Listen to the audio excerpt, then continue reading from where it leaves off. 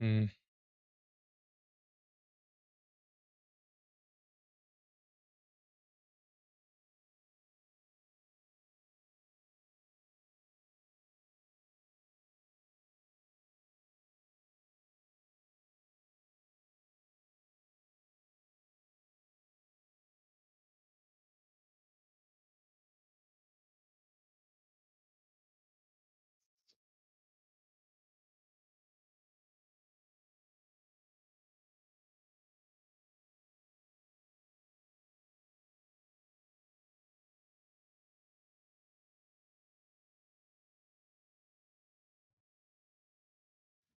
right.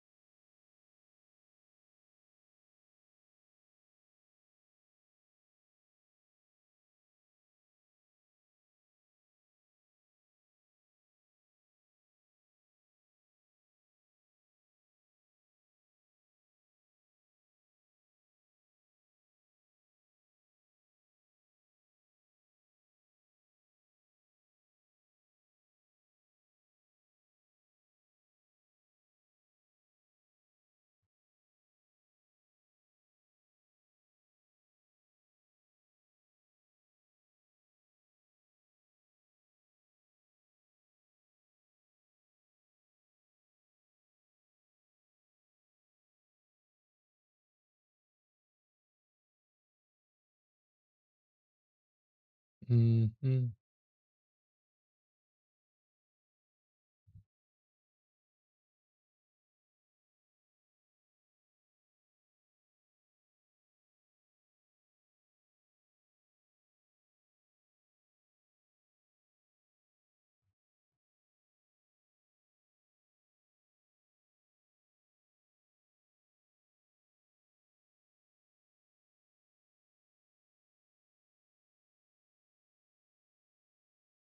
I think that's fair.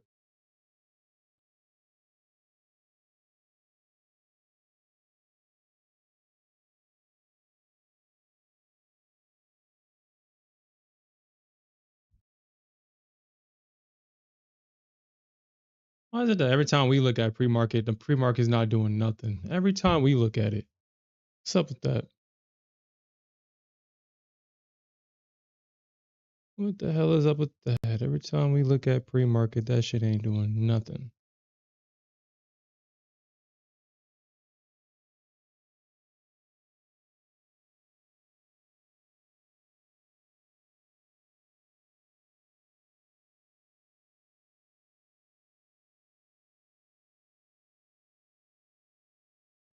Mm.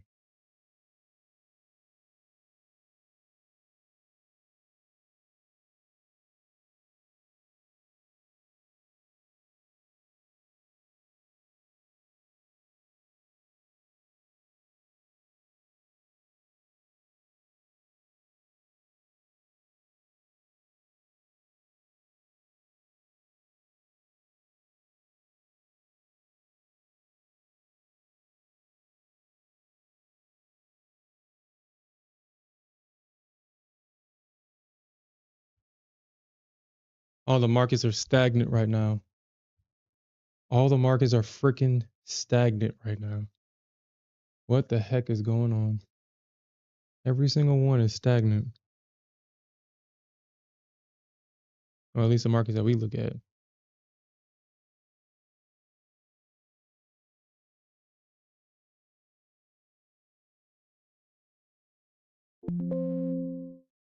At least the markets that we're looking at. These things are super stagnant, dude.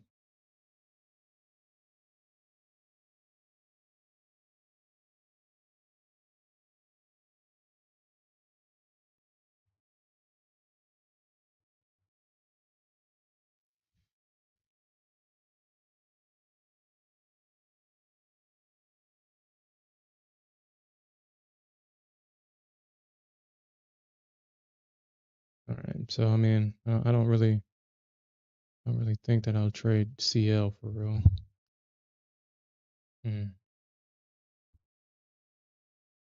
Damn, look at that move YM made. YM didn't really give anything for the Bears at all. The Bears didn't get anything yesterday. At least the Nasdaq and the ES had a pullback at the end of the day.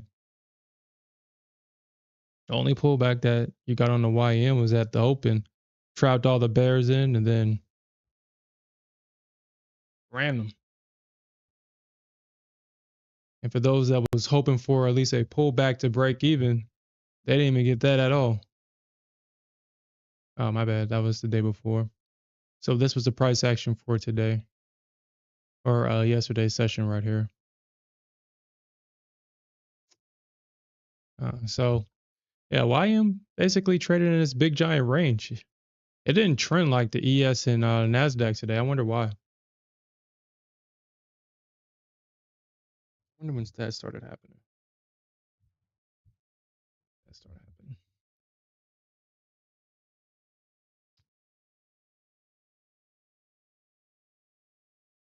Mm.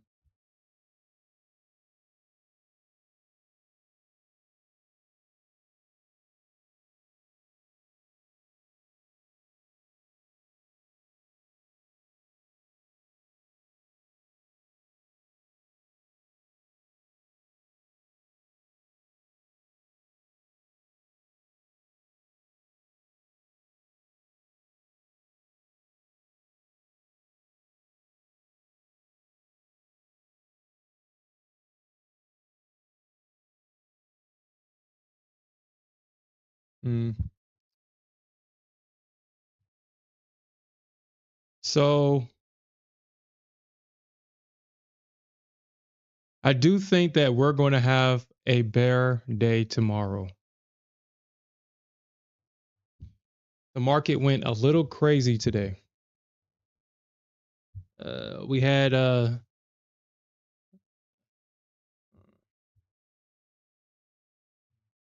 it's like one new thing after another.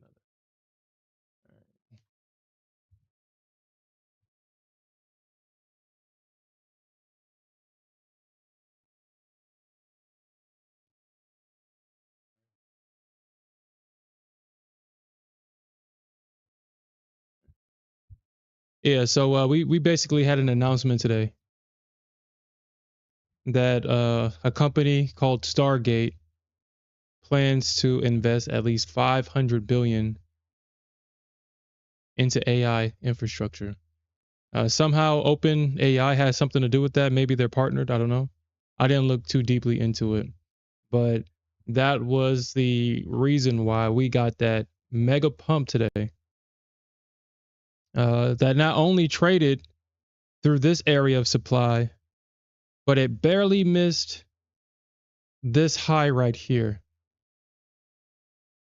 And just like in NQ fashion, the first time she always missed that 100 mark. I mean, this is a NQ classic. You can see it all over the place. You can see it right here. You see it right here. Every time she goes for that 100 mark, she always misses it, pulls back, and then the second time is when she'll touch it.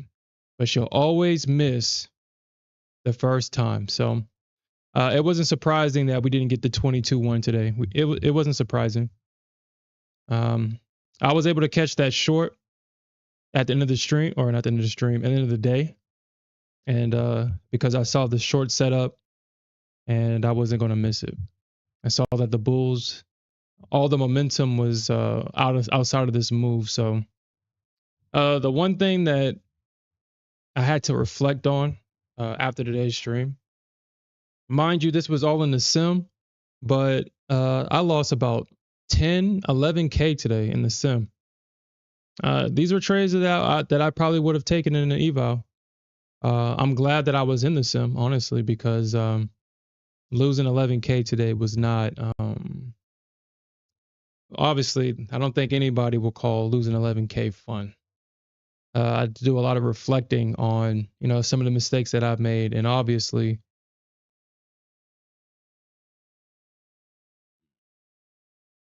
I underestimated the hype of the news. My assumption was that, okay, we had news, but we're going to trade into this area of supply and we're going to get a short. But not this time. It overshot this area of supply, and it touched the area of supply that was resting above this range. So,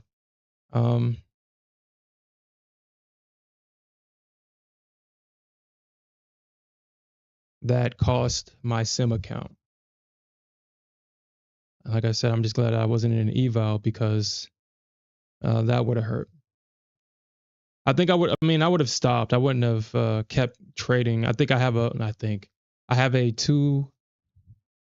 2-loss rule that once I lose twice, I shut everything down and I go in the sim.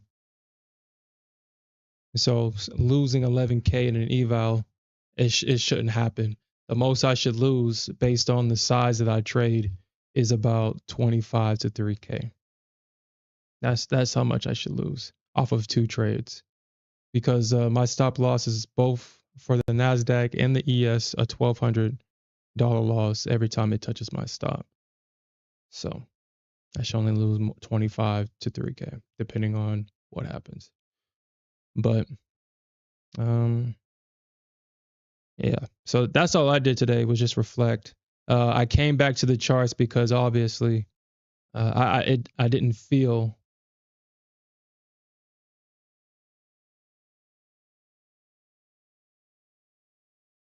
right leaving the market like that. It didn't feel right. So I just waited for the opportunity for the short and I took it. And it's interesting that because I took this short down, I got in at this leg right here. I would have caught this entire move if it didn't have that damn 310 cutoff. I was able to make $1,800 in this move, but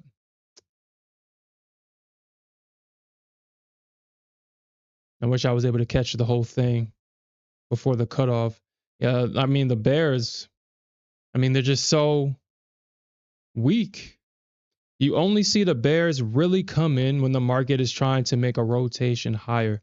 That's where you really see the aggression from the Bears, but you don't see any of that when price trades up into supply.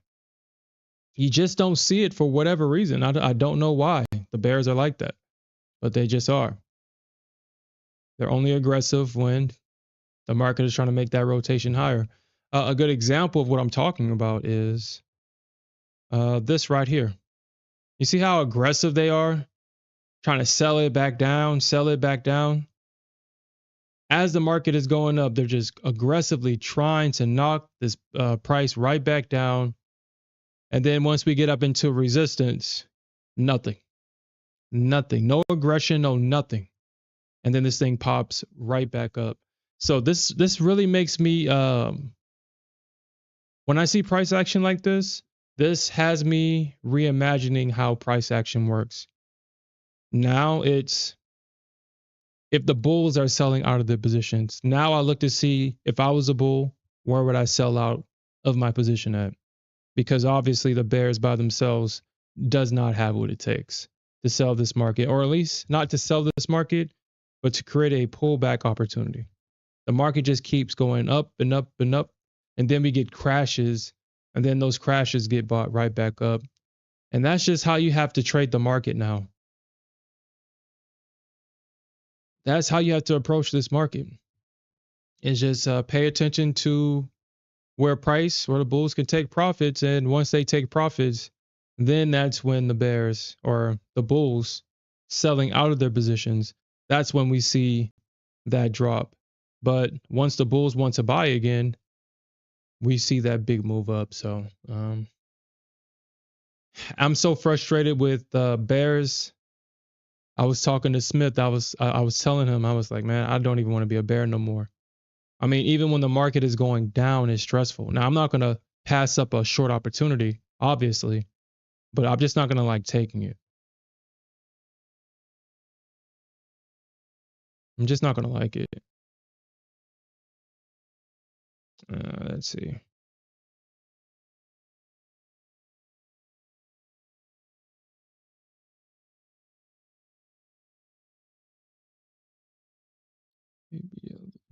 Uh, Smith sent me this screenshot earlier. This screenshot read, actually, let me look at it real quick because I mean, it's so freaking true. And this was a screenshot from a random bear forum. And hold on, what did it say?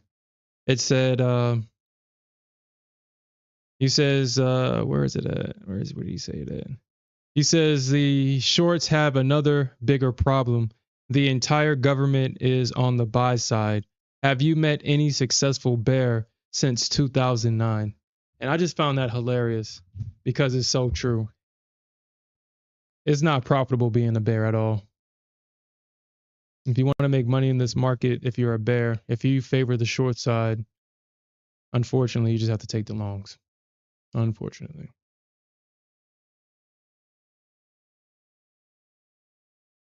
Especially on the Nasdaq, or if you just go to Bitcoin. Bearish price action works every day over there.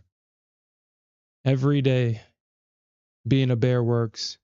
Shit, if I wanted to short, what I should have did was actually come over here to Bitcoin and short this damn thing. That's what I should have did.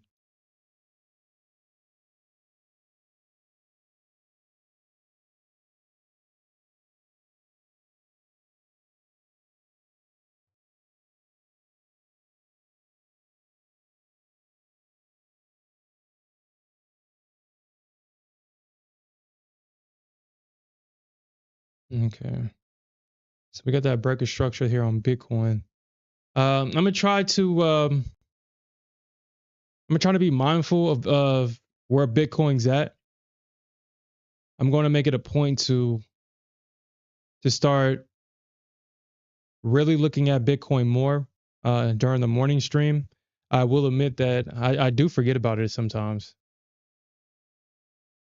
because one thing about trading Bitcoin, you just have to really wait for it to set up. Ain't nobody got time for that. But once the market sets itself up, you can really make you can really catch really big moves. This small little move right here on a 12, 15 lot. I mean, this is like 2 or 3K on a small move like that. So, I mean, these big moves are like 10K, 15K, 20K with decent sizing on Bitcoin futures. And mind you, every tick is 50 cents per tick. I think. I think it's like 50 cents. Actually, let's look at that real quick. This is not a trade I'm taking. I'm in the sim. I just want to see this real quick.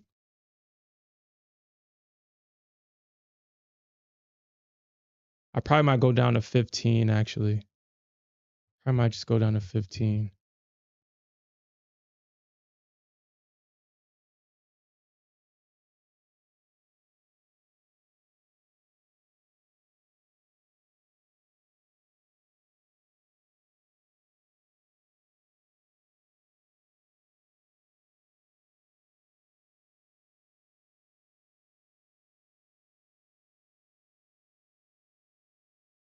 Mm.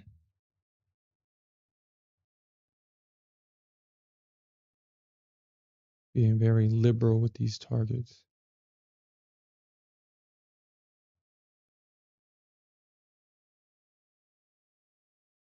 I mean, that would instantly get hit.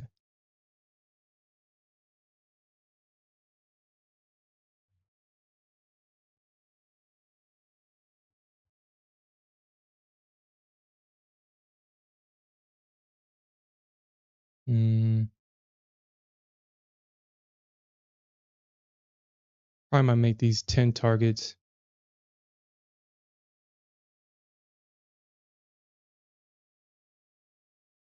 Mm,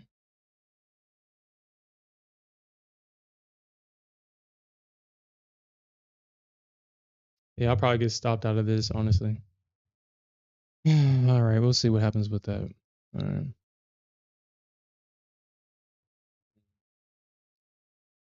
It's kind of hard to tell if the market wants to at least make a retracement back up into this area, which it appears that it does. It appears that it wants to at least make a retracement back up here. Um, I was looking at this earlier. I wanted to get into this. I mean, you have this, this area right here of liquidity right here. Got that block of liquidity. You can tell that you can see that the market swept underneath that range. And from there, we see that bounce.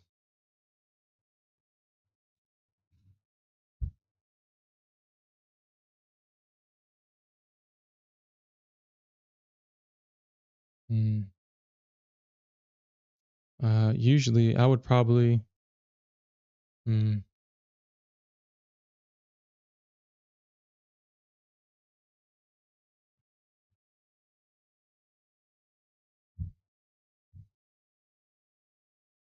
let's see if I can get into this.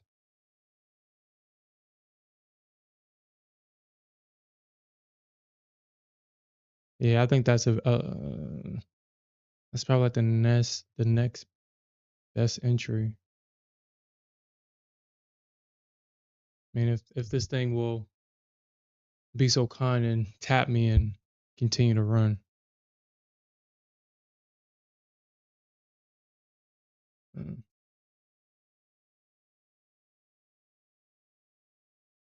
Uh, right now, yeah, we're not really trading with any volume. I mean, that shouldn't surprise anybody. I did not look at the volume earlier today. Maybe I should start taking a note of that. Honestly, maybe I should. I really wish this average daily volume slot actually worked. Let me see if I can actually.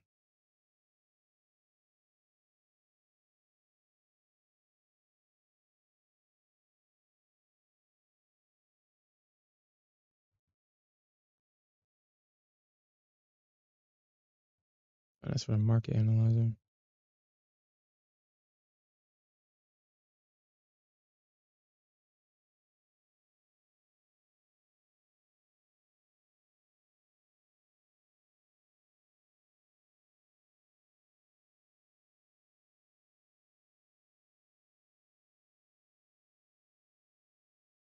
All right, so let's see if we'll get a run here. Let's see if we'll get a run. Yeah, it looks like the bulls are trying to come back into this thing.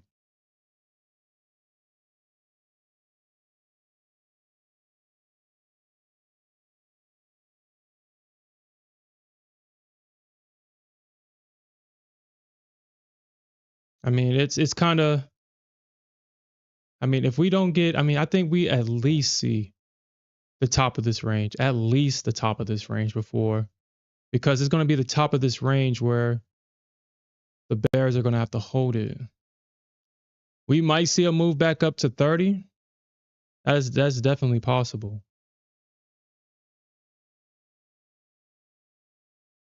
28, 30ish. We could see a move, especially if the bulls can hold this area right here.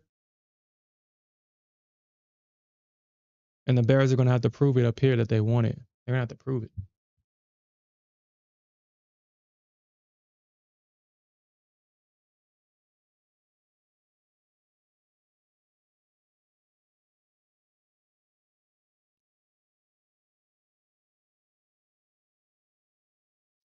All right, so let's, where's my market analyzer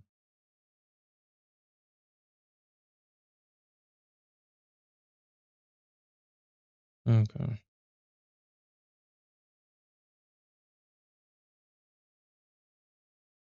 See if this get this in the work. So average daily volume.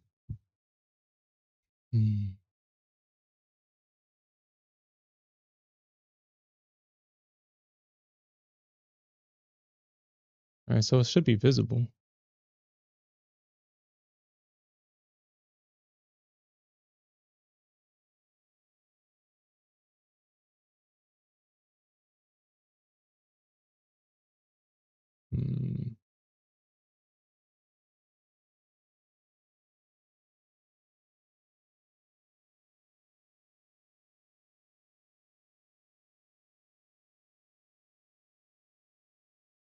All right, so I mean, it grabs the daily volume, but for some reason it doesn't grab the average daily volume. And something like that is very,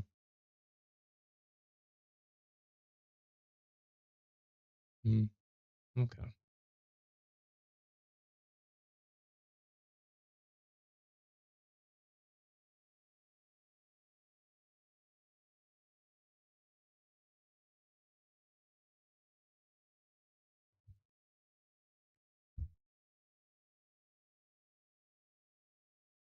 All right, so I'm in on the Nasdaq and oh shit. Well, okay.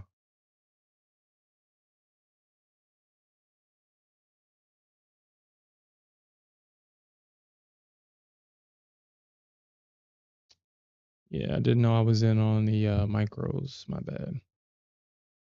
I did not know I was in on the micros. Actually, let me make sure that because I made that mistake earlier today.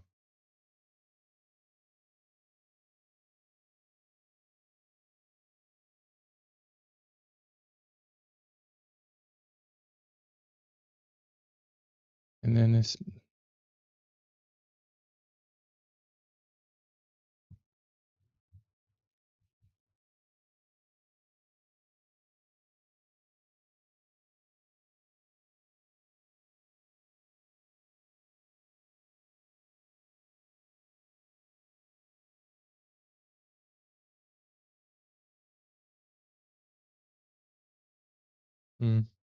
So I'm looking at Bookmap right now, and there's a lot of orders sitting at 21.8, 21.775, 21.750, and 21.700.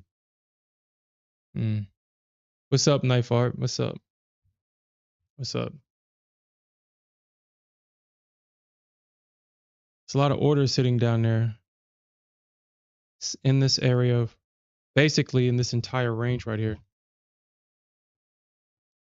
In this range, there's a lot of orders sitting on Bookmap. So let's actually look and see why market participants are putting their orders down there. Let's see. I mean, yeah, that makes sense. That makes sense. I mean, you got all this liquidity down here. The same way that the Bears or the Bulls ran through support or resistance today, I highly doubt that the Bears have the strength to run through all this liquidity without some catalyst, some really negative news for price to just break through that. But I mean, this is also the Nasdaq, so it's not like it can't be done. Same thing with the ES. I mean, we got all this liquidity down here around 680.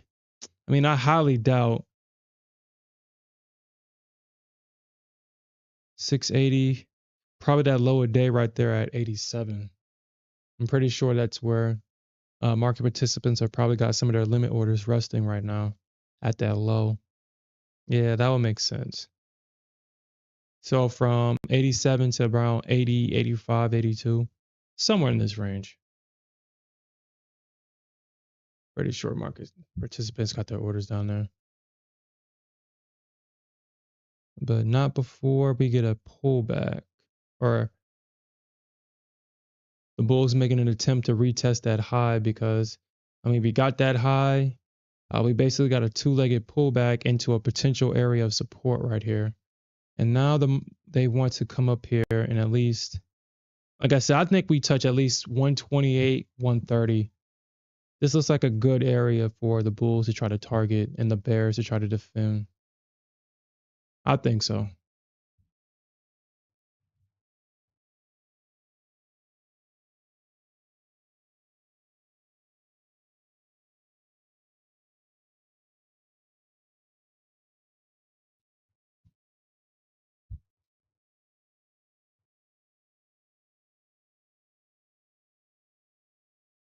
Mm. Typical. I knew I knew I wouldn't have been still in that damn trade. Mm, golden touch. Okay, so this time, uh,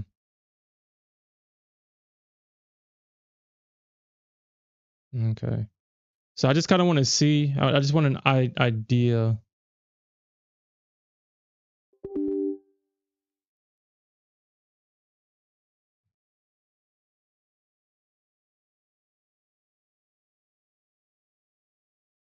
Oh yeah, the spreads are probably redar.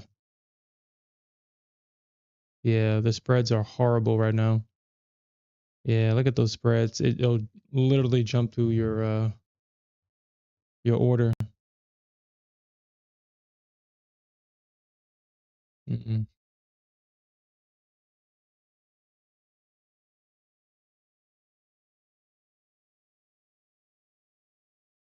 Yo, if we get a break from this range, let's see. I'm gonna short this.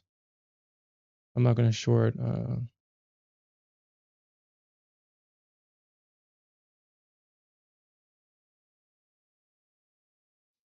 mean, honestly, this looks like a short on gold to me.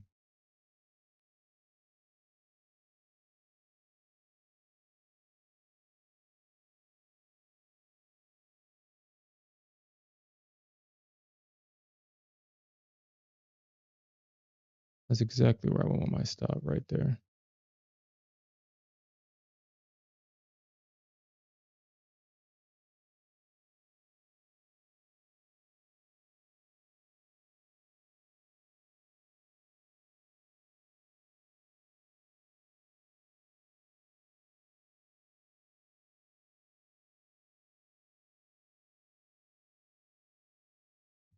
Damn, every market that we look at right now is like super stagnant. It's not moving at all.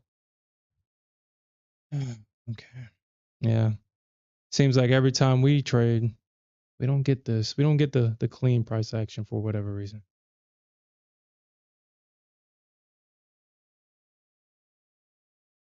We don't get the clean price action for whatever reason.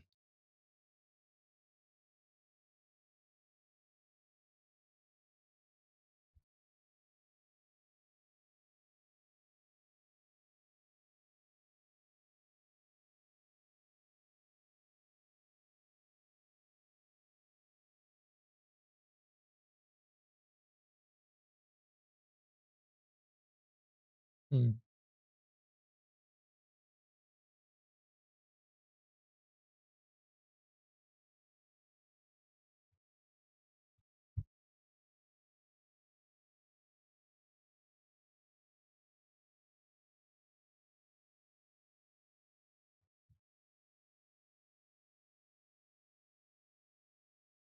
Hmm.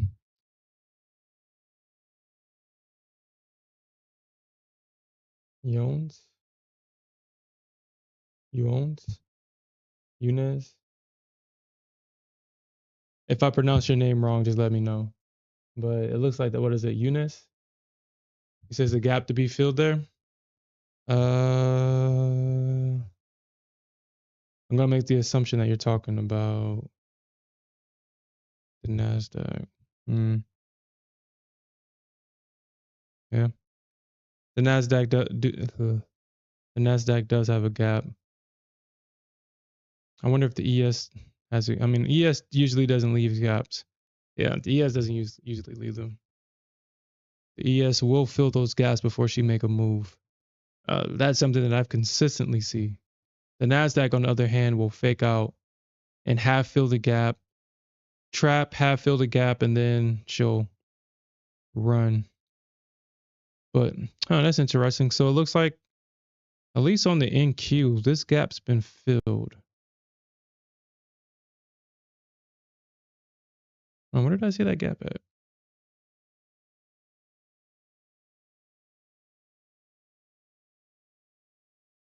Am I tripping?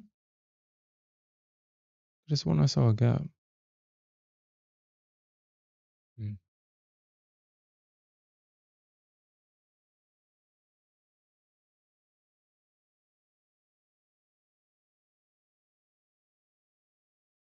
All right, never mind. Okay. I didn't see that big giant. I didn't see this right here at first.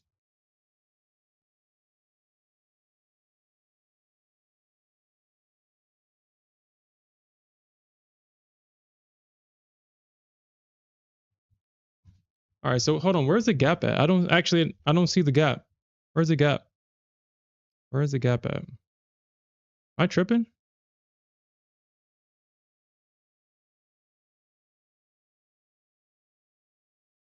Maybe it's on a time chart. Okay, so no. I mean, this gap right here is more visible, but this gap has been filled. If that's the gap that people's talking about, that gap was filled by this wick right here. So if you're talking about this gap right there, this wick right here filled that gap right there with that wick.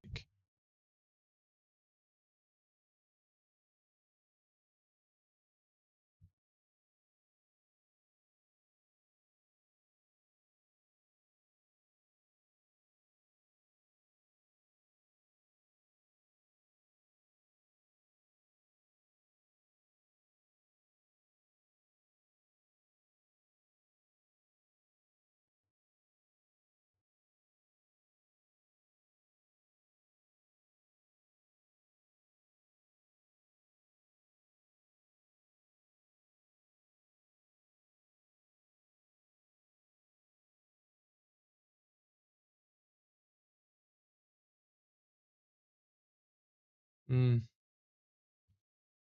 All right, man.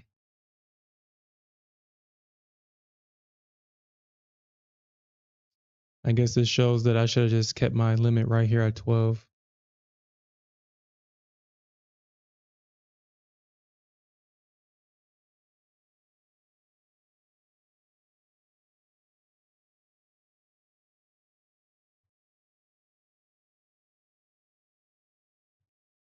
Mm.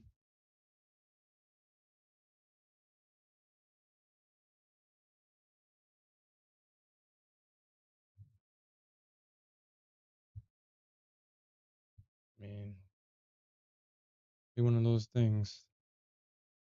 It's like, wow.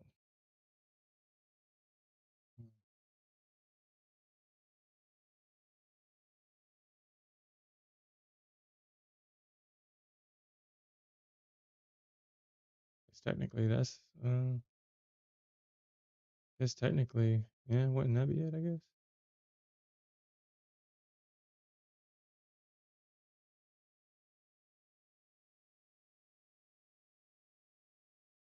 Wouldn't that be it right there?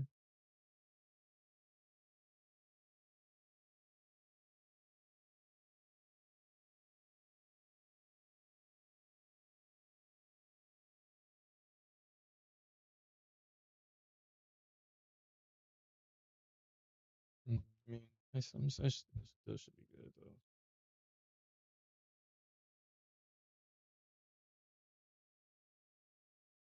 though. Even if that's not even the right way to do it.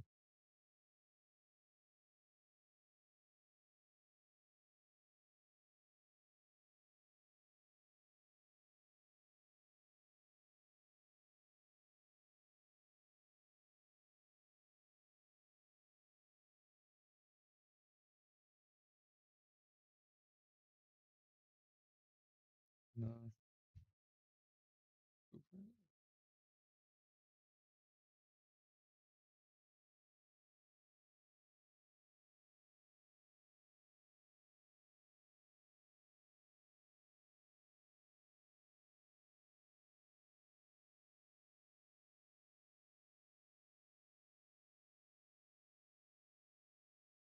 Okay.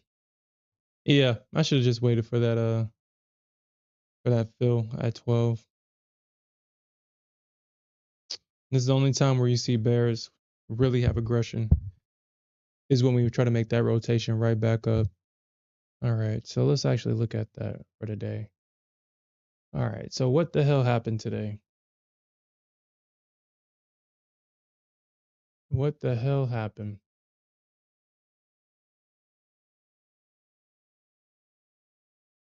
Okay. All right, so what the hell happened?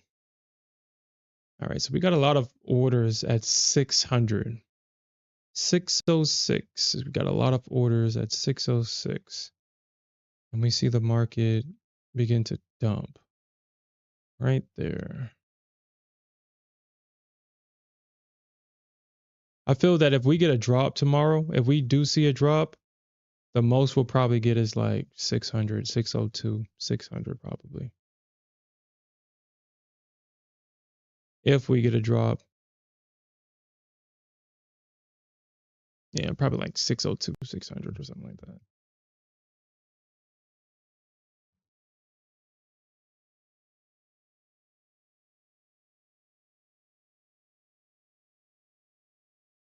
Yeah, they was really hitting these puts today too, from what I've seen.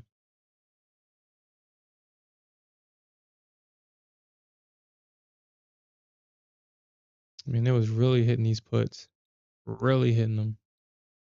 They were sweeping puts all freaking day today. So I guess as the market made its highs to about 606, 607, you saw a lot of people sweeping puts. And I mean, these are like what, 10K, 24K, 30K. So these are, I mean, I wonder if these are retail selling into these or if this is just the institutions making small little bets over and over and over and over again.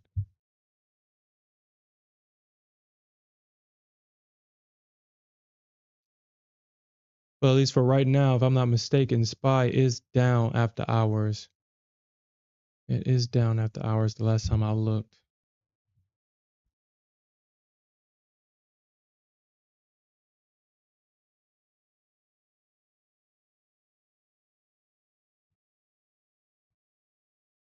All right, so let's see if it's going to tell me on CSP because CSP.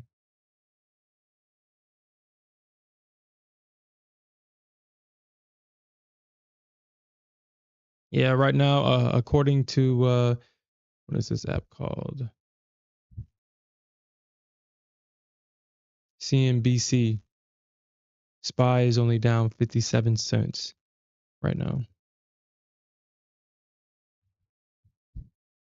I do think that potentially we'll probably get a gap fill here. And if that's what you were talking about, Yunez, then yeah, this is definitely going to eventually get filled on SPY. We got two gaps. We got a gap here, and we got a gap here. So we'll see what happens. We have FOMC next Wednesday, if I'm not mistaken. Is next Wednesday the 28th?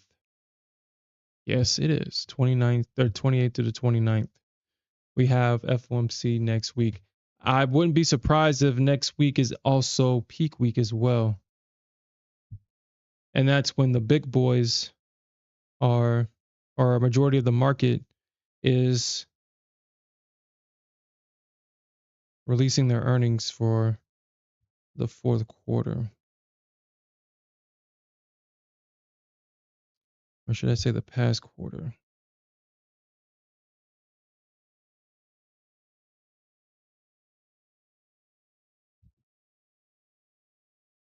Hmm.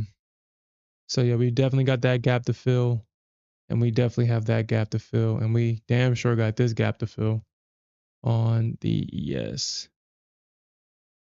That's where I closed at, which was surprising that we got that gap up like that. Nasty gap up for the Bears. but I really don't know why anybody would be shorting these lows, especially at the bottom of this channel right here. You got to respect the structure, people.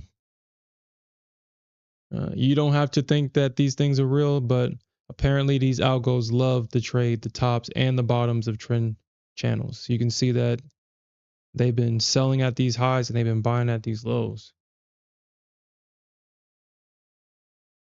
And we got that breakout. We got a retest of that high. So I do think, I mean, so if price gets around 590-ish, I do think that we'll possibly see a bounce in terms of if we do see a move into 590, it could possibly be a retest of this trend channel right here, and we can possibly see a move back up.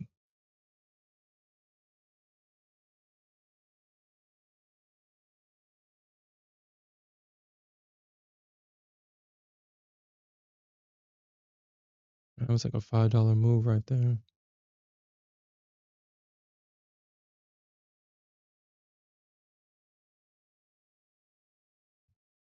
Mm.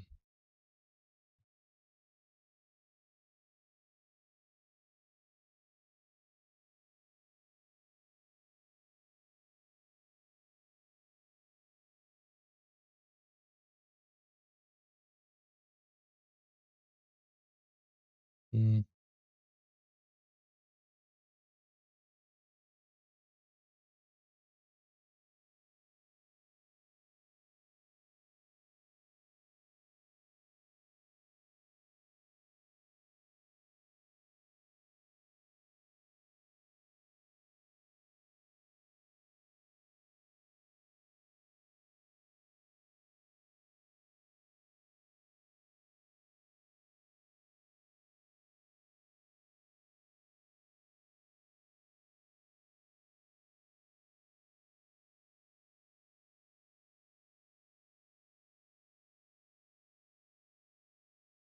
Mm.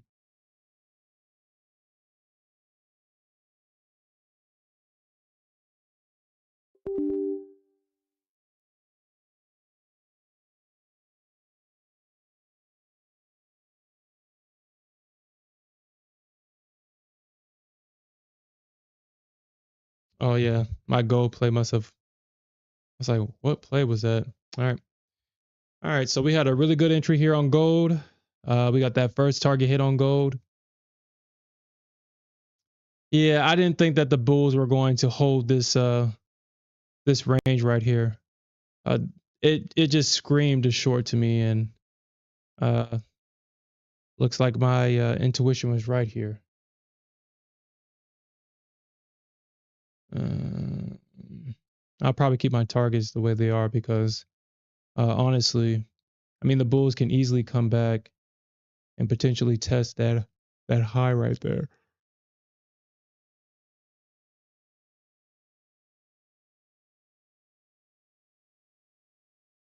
75, 27.54.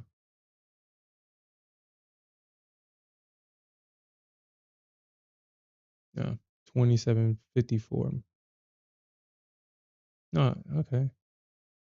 Oh yeah, okay. I forgot. Oh, I forgot. I forgot. That matters on gold. I forgot that matters.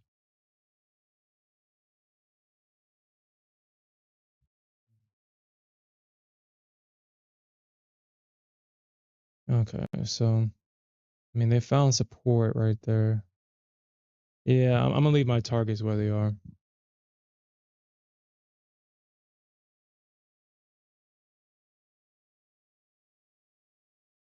All right, so let's see if we'll see if the bulls. I mean, if the bears hold this. If they hold this breaker structure, they definitely got to come in really where my break even's at. They're gonna have to hold that, basically hold this range. So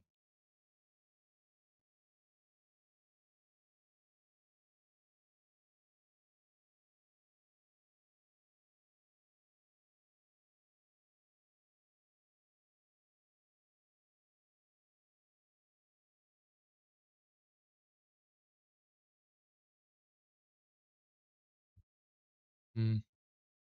Let's see if these bulls will hold it here on the ES. I mean, if I allowed, man, I would have been up 2 points already instead of being down two.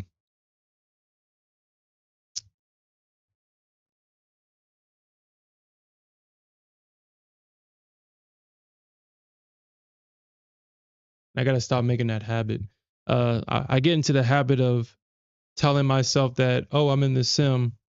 Just get into the trade, and if you have to adjust your stops, you can. But that's a bad habit to create, and that's the wrong mindset to have. I should have just followed my initial instinct, waited for the pullback, got in at 12, and I'd have been up at least $2 right now. And my first target would have been around what, 20 or 18, 19, versus my target being up a whole $1.75. $1.03, a point and 3 ticks.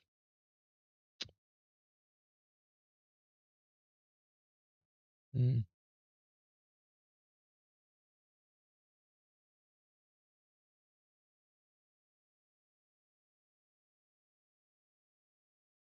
If gold is the only thing that's moving right now.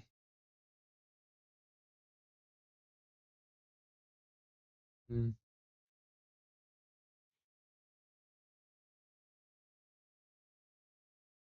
Gold got this.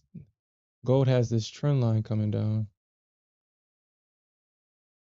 So I mean, I don't think the bears, or not the bears, the bulls, they really don't have anywhere to go. The bulls will have to do a lot of work.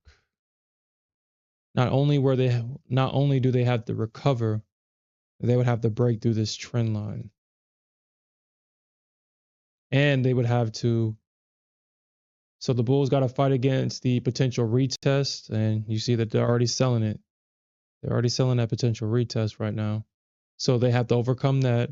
They have to overcome this trend line. They have to break out, come back, use it as support, and then they'll be able to make that move higher. But that's a lot of work for one side of the market to do.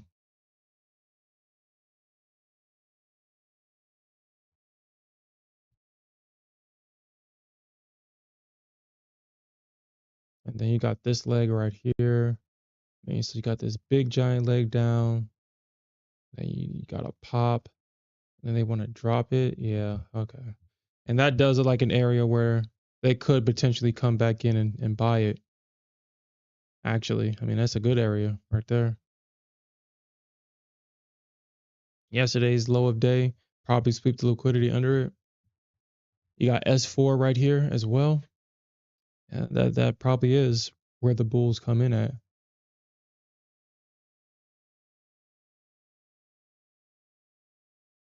But if they break this level of support, oh yeah, we're definitely coming back into this range. So you know what? I'm actually going to put this probably like down here, probably like at S2, because a break below this low, I mean, this can get parabolic. We can definitely come back down into this range. Yeah, we can definitely come back down into this range. Actually, you know what?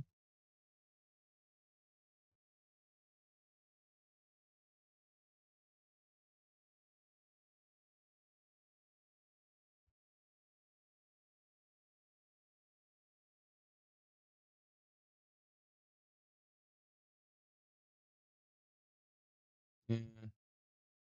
All right.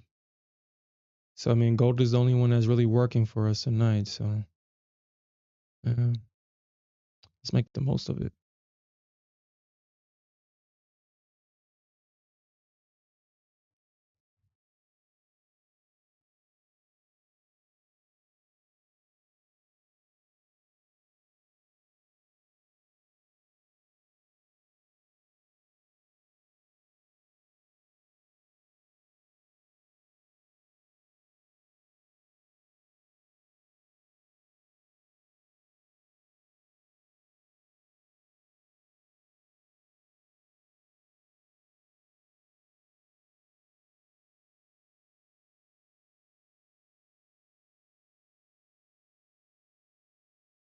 Yeah, this PA is dead. Like it really is.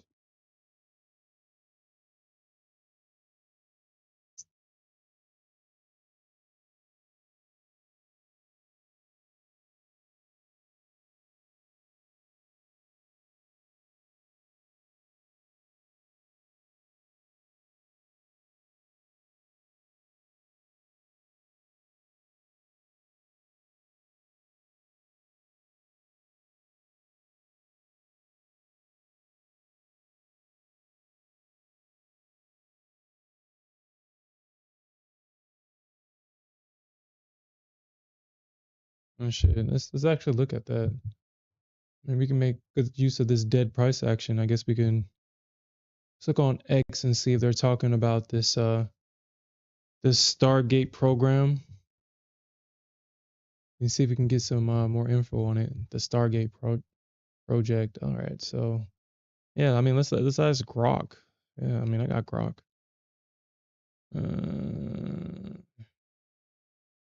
All right, so he says President Trump announced a massive 500 billion AI infrastructure investment project named Stargate, involving OpenAI, SoftBank, and Oracle, aimed at enhancing U.S. AI capability and creating jobs.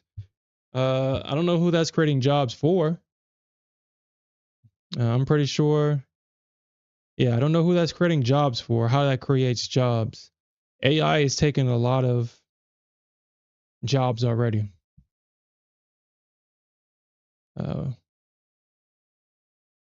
Says the project will begin with an immediate $100 billion investment, scaling up to $500 billion over 4 years. So they plan to invest $100 billion each year.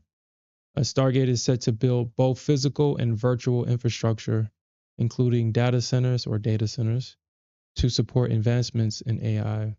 And these data centers, these server farms are definitely essential because that's how AI works. AI basically pulls from a database. You train it and it pulls from it. That's basically AI. That's a database is everything is basically a database that stores and pulls, retrieves, queries information. That's all. That's everything. That's what these social media platforms are. That's what AI is. That's what everything is. When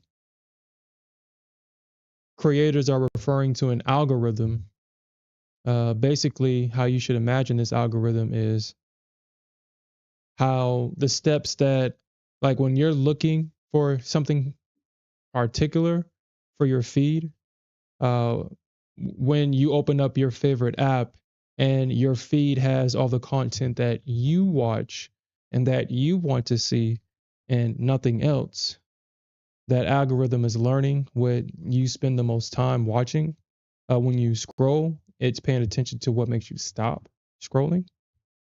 It's paying attention to what you're looking at for more than a certain amount of time. What you're clicking on, all this data is being stored. And from this database, it's learning who you are. So the next time you come on to the app, it's going to search for the content that you like and put it in your feed so you can stay on the app for as long as possible. That's a game that these social media platforms are playing. And that algorithm, or the algorithm, because there's multiple algorithms, are designed to keep you on the app by feeding you content that you want to see. And you got to think how this algorithm is querying these data and populating it into your feed. And I think, like we talked about last night, that's what these social media platforms really want from TikTok is their algorithm. Because TikTok is very, very efficient at what it does. No app has come close to TikTok. And you already see that Instagram and YouTube has already tried to imitate TikTok, but it doesn't know how the algorithm works. So, and I think that's they were actually saying that as well, that they would actually have to sell the algorithm or share the algorithm with the American buyer, whoever or whomever that may be. So that's going to be very interesting to see how that moves forward. And it seems like just basic surface information. I'll do more research on this and come with a better summary of this. But it appears that Trump is now, instead of trying to gain as much money from United States citizens, it's now going, or he's going, and he's collecting money from everybody else. That's what it appears that he's doing.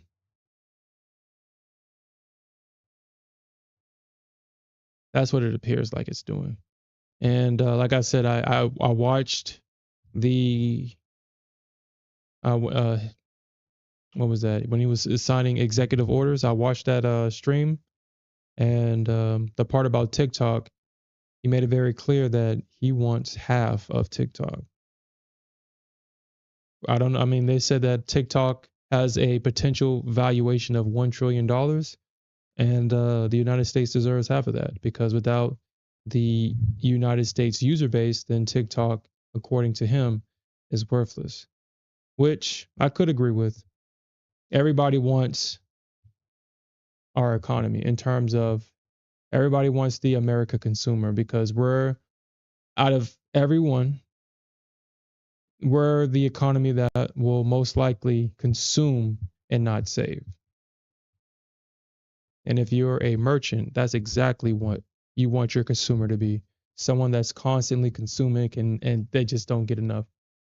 They just don't get enough. So, all right. So let's actually look at this. So it's saying that Trump announces a 25% tariff on Canada and Mexico. What it means for the market.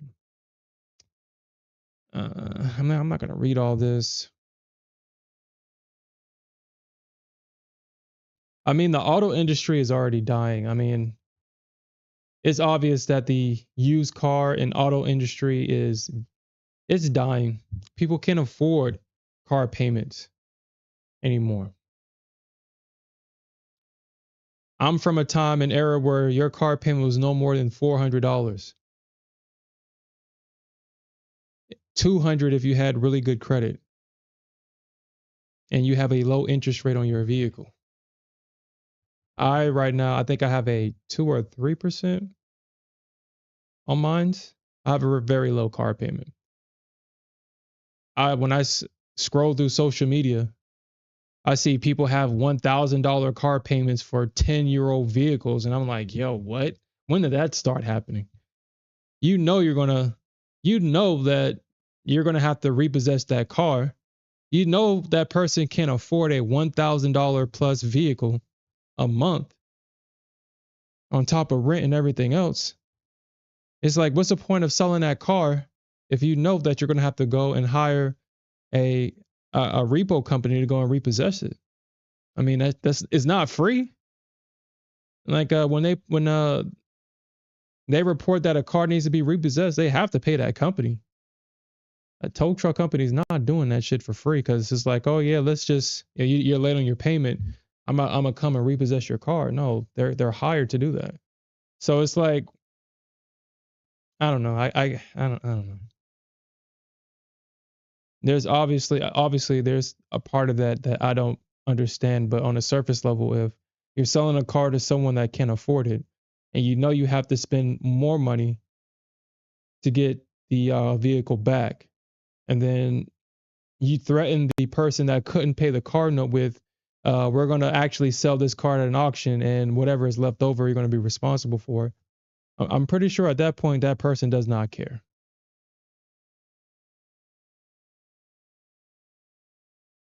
Mm.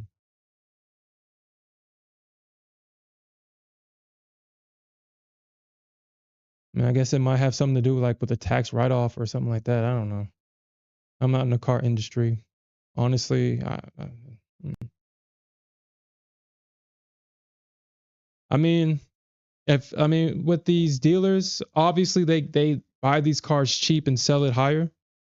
I mean, if you can find someone that can afford a car, kind of just like real estate, I mean, it can be very profitable if you can find someone that can afford the vehicles that you're selling. But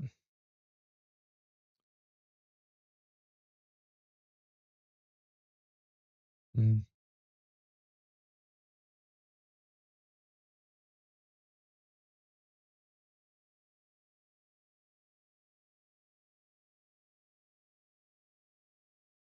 all right, so it's obvious that the that gold is now starting to trend down. That's obvious. I should get that target at 57.9 hit. That third target, I should get that hit, or that, yeah, that third target I should get, or the second target I should get that hit. That third target, we'll see.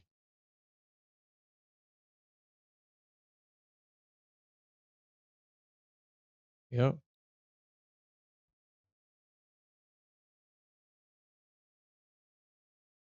Mm.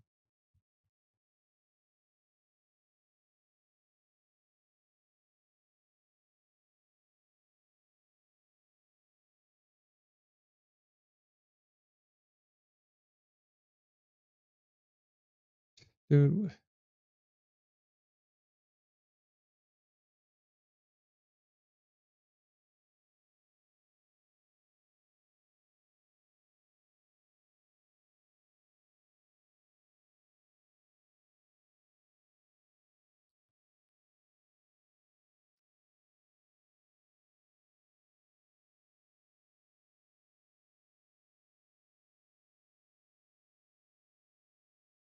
mm,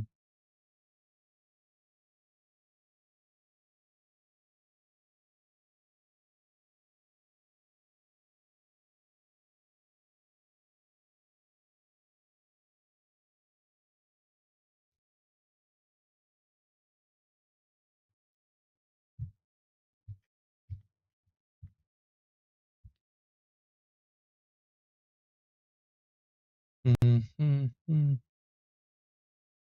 Yeah, I think we should see a move back up into this range on the yes. The way this thing is looking, we should. That's exactly what we should see. But who knows? Who knows?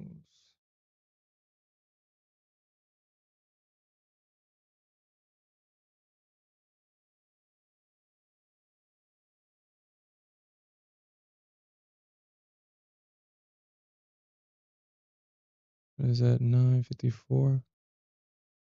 Well, snap, huh? I mean,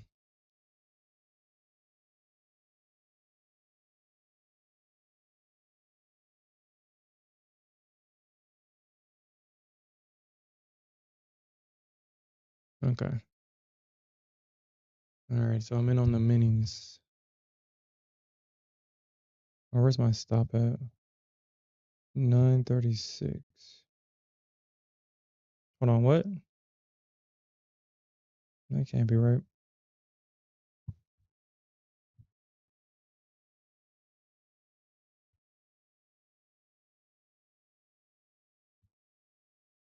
Okay, that is right.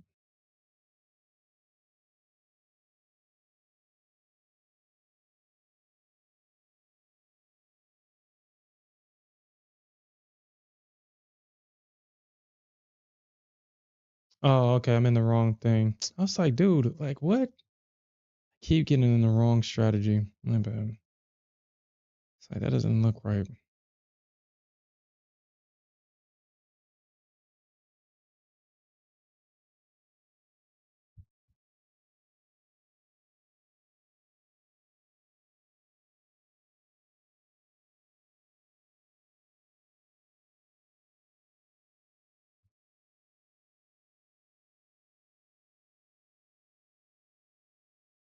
Mm-hmm.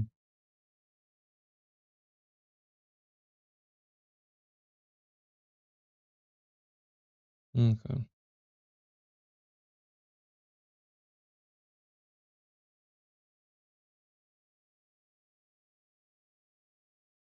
It would have been nice getting in at 926. But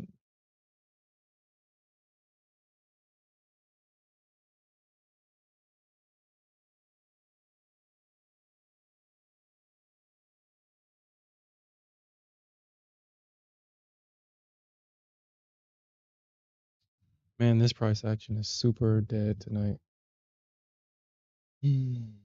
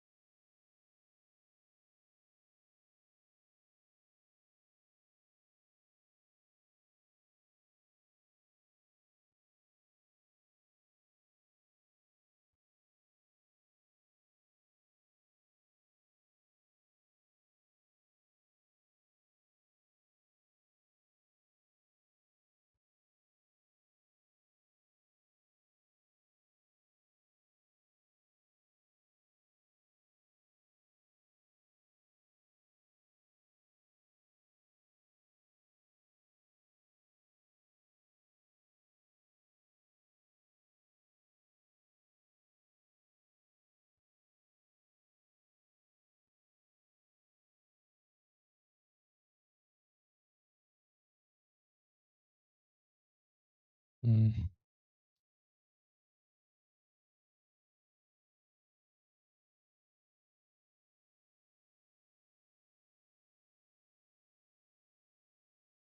Hey, what's up, Red Pill?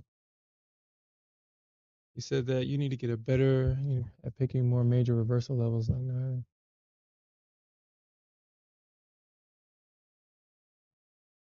Yeah, yeah, nine. Actually, I had 925 being a level in the NA meeting tonight. So I was kind of upset that I missed it. That this thing happened when I was away from the charts. But I mean, the main reason why I was looking at that area particularly for a bounce was because this right here, um, this block of liquidity. And if you're working on it, I mean, I feel like the only thing that you really have to do is just look left. Just look for areas of liquidity, a range, and a range breakout. And usually, because I was actually looking at, if I remember correctly, 975 and 950 because of the bulls finding support here at that range after the breakout. So we broke out and pulled back. So I was looking at that range right here for the bulls to come back and this low for the market to sweep if they didn't hold that range. So we was definitely looking at that level in the NA meeting last night or tonight. Um, we'll see if this holds though. I mean, if they break 925, the a real easy trade after 925 is if we lose 925 and it keeps going down and we see a pullback before a retest of this structure right here, this range. I mean, 925 going short would that's almost a guaranteed short right there. Almost. Because if we lose that with all this support, they come back and try to short that. That's definitely going to, it's highly likely that we'll see a short if we lose that level and they hold it under that level. It can't be no under the level and then pop right back up. It needs to be a couple of candles, you see them stop run candles going down. Hold on. See them stop run candles going down. And then you see it pop right back up, back into this area of potential resistance right here. You see a pop, a sweep, and shorting that red candle right there for that move down back to at least that range right there.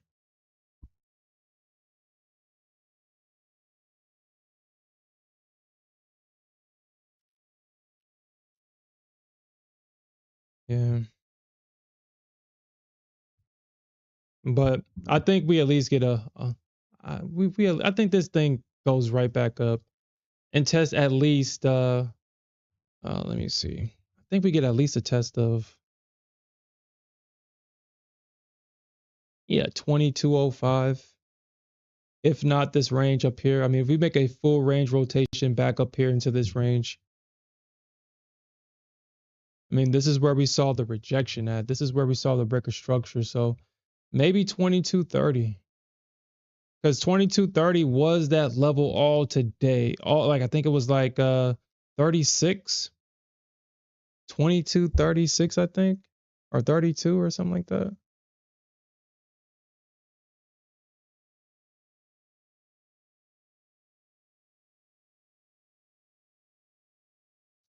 Uh, 22, 27, 22, 27. I think it's like 25.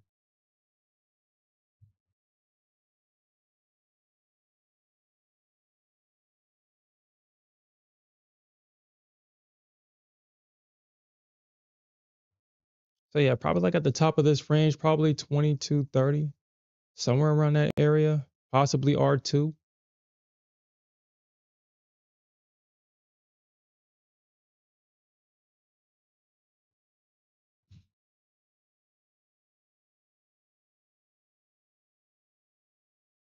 Yeah.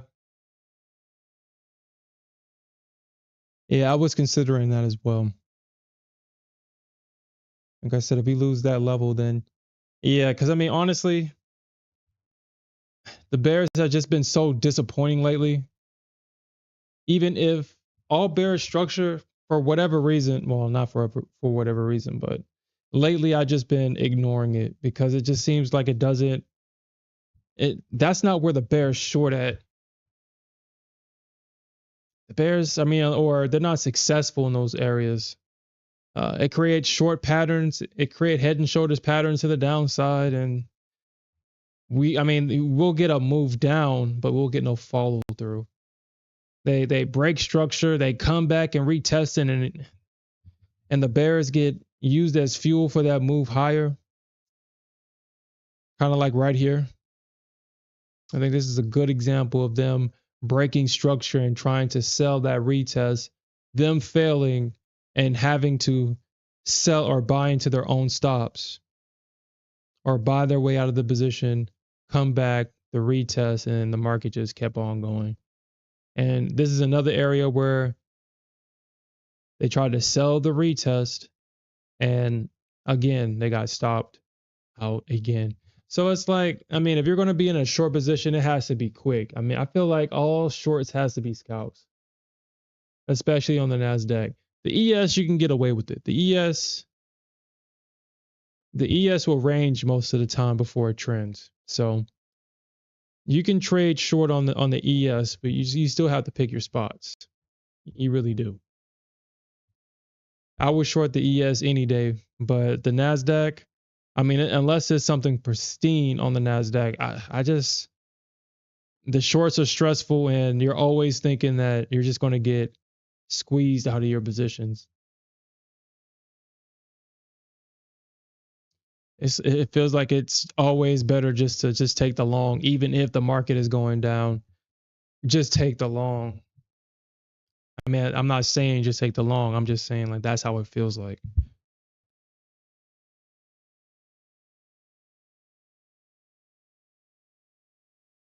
Uh,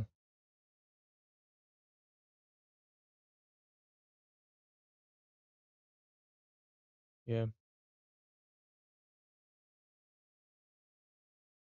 yeah. We definitely don't see the same bullish moves that we've seen before the Christmas rally or after the Christmas rally. Once it made that high, what is that? December 5th. Yeah. Or, well, this is the reason why.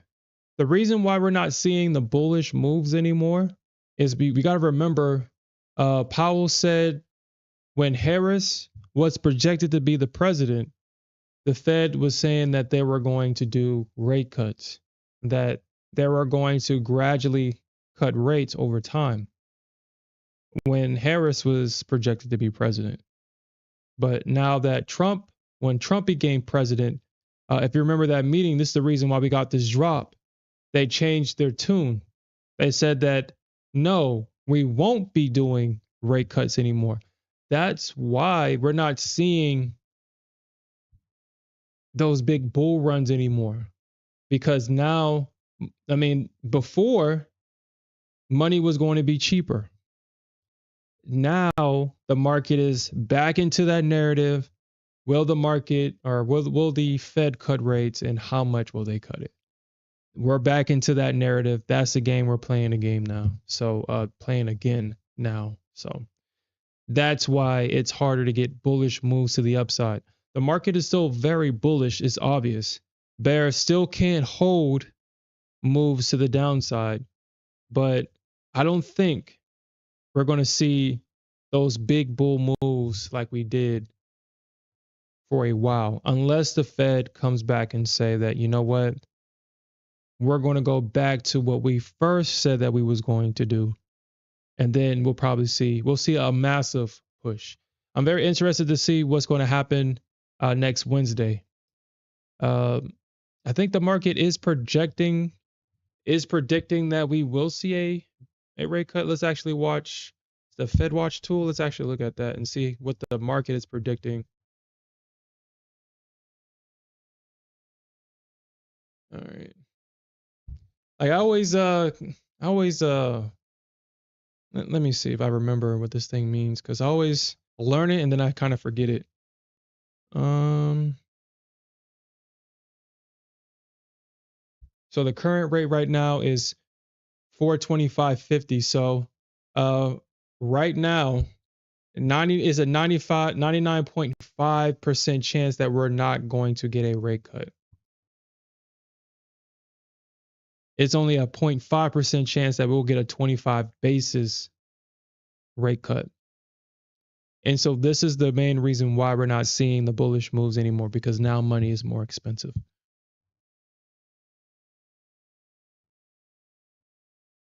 So let's actually see what the March meeting. All right. So right now, so the current rate right now is 425.50. So in March, the market is predicted a 75% chance that we're going to stay the same, a 24% chance that we'll get a 25 basis point. And this is absolutely insane because if they're not going to do a 25 basis points, they're damn sure ain't going to do no 50. So,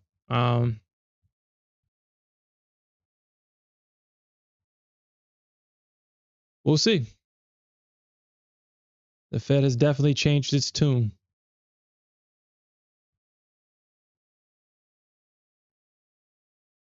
And now the inflationary data, the good news is bad news. That game that we're playing with the market, we're doing that again. I think if I remember correctly, I forgot, was it the CPI? Kind of came in hot, and we got that pump from PPI and CPI because it came in hot. We're playing that bad news is good news bull crap again. So if inflation's saying that it's accelerating, then the speculation would be that, oh, the Fed would have to cut to save the world from that R word that nobody likes to talk about. And the Fed will do it. I mean, that's the whole point of the Fed pivot. That's what it's designed to do. It's a tool that the Fed has to use when we're getting close to that R word. But that's why we was in a negative interest rate during the whole COVID crisis where the economy literally shut down. And that's the main reason why we had that super bull run. But unfortunately, now the market is addicted to cheap money. You can read all this in what book is that called? I think it's Jekyll Island, the stories from Jekyll Island or something like that. Uh, and there's a bunch of books about the Fed. If you want to understand the Fed and learn more about it, I think it's called the Monster of Jekyll Island or something like that. It's something like that. Maybe let me look at it. The Monster of Jekyll Island or something like that.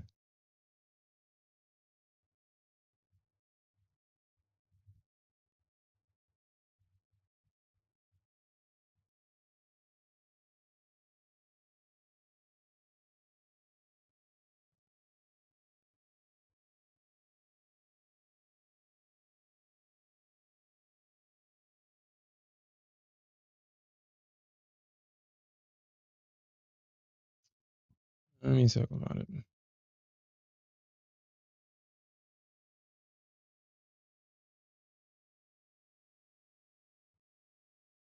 The Lords of Easy Money is actually another good book right here. The Creature from Jekyll Island is a book I'm referring to.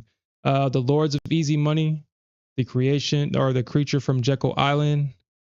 Really two good books. I haven't read this one. I'll probably read this one now. If I can find it, I'll read it. If it's available on Audible or something like that, I'll read it. But then there's one by Ben Bernanke, a former Fed chair. Forgot which one he did. I think it's called something about monetary policy or something like that.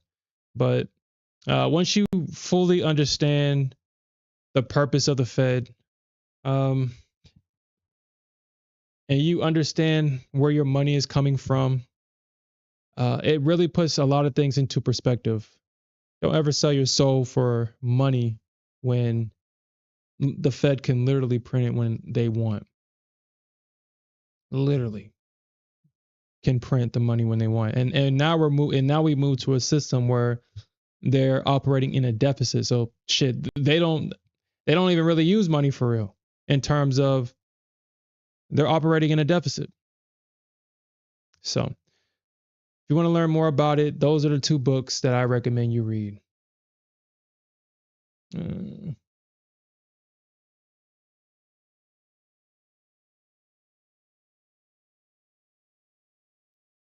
Okay. All right, so let's look at see what that gold play is doing. We'll see if the bears are going to defend this trend line right here. I mean, I highly doubt that the bears will let the bulls come back, especially after all that hard work. But maybe they will. Maybe they will. But the bears are definitely going to have to hold this trend line. I think they're going to have to probably hold that level right there for sure.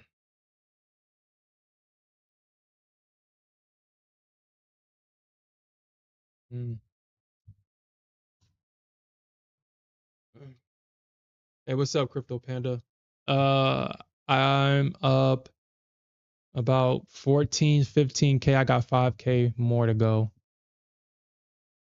I have 5K to go in one account, and I have in that other account, I think I have 16,000 to go.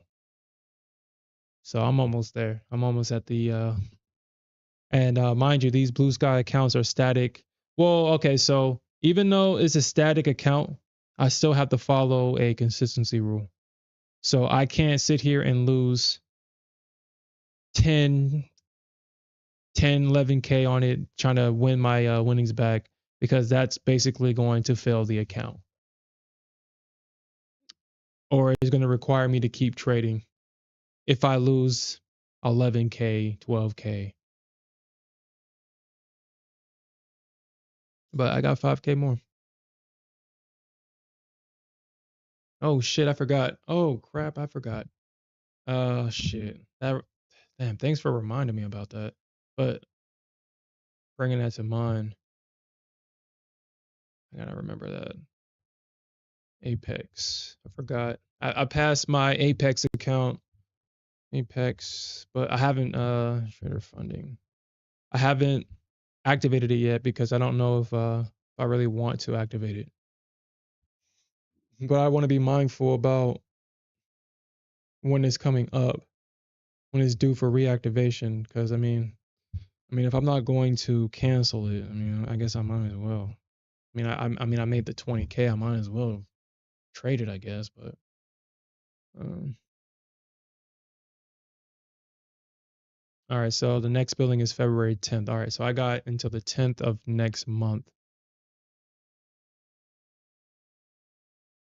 I got into the 10th. Dashboard.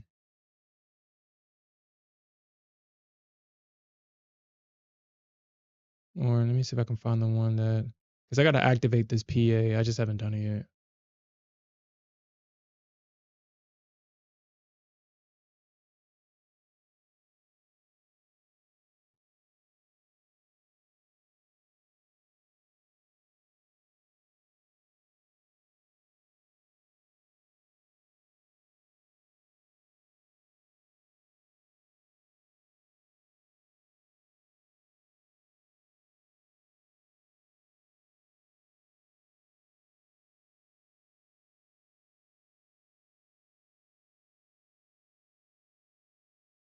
Yeah, I really don't even know what account I pass.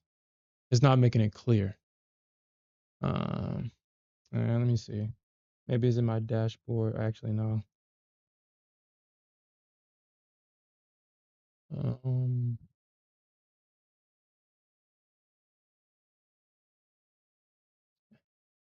so the wealth charts one, I'm definitely not going to trade the wealth charts.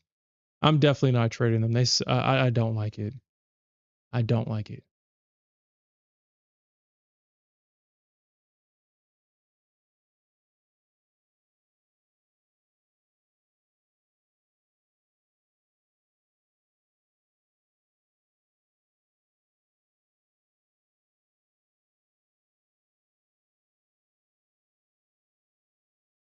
All right, so I got into the 10th of next month to pay this account.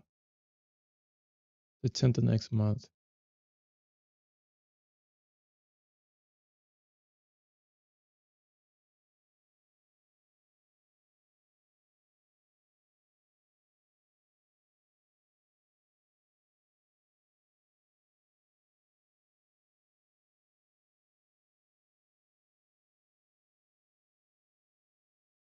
Okay, I'll just keep that in mind for next month.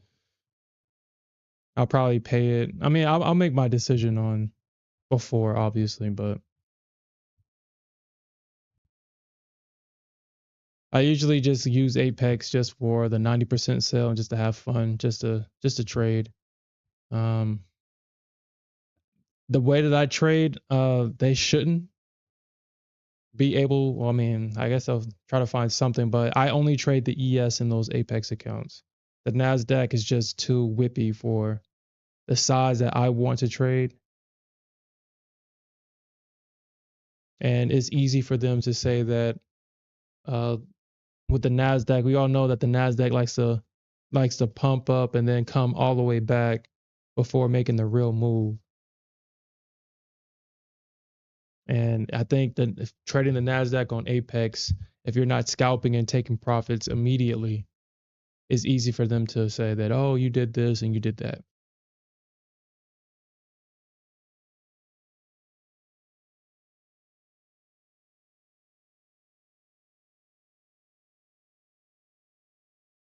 Yeah, Crypto Panda is 20K. I mean, honestly, all the accounts that I have right now are 20K.